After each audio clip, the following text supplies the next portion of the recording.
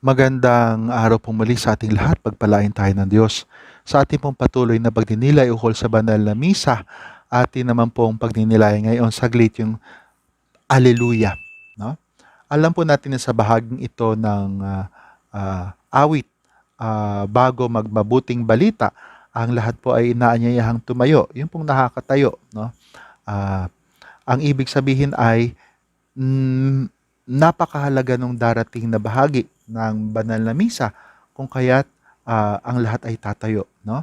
Sapagkat dito sa banal na ebanghelyo o mabuting balita o magandang balita, ang mangungusap ay walang iba kundi si Hesus Kristo.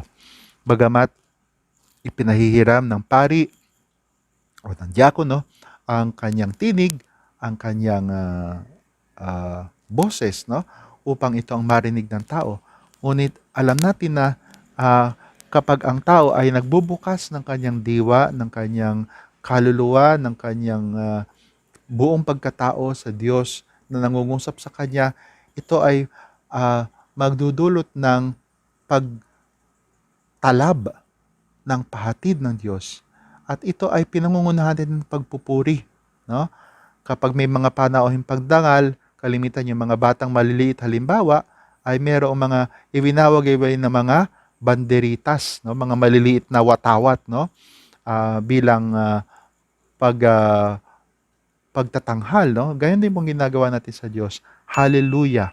Isang salitang Hebreo nang ibig sabihin, purihin natin ang Diyos. No? Halel, purihin, hallelu, purihin natin. Hallelujah, purihin natin ang Diyos. Na sana hindi lang po ito bukang bibig, no? Kundi isang paalaala na dapat natin purihin ang Diyos sa ating buhay. Amen.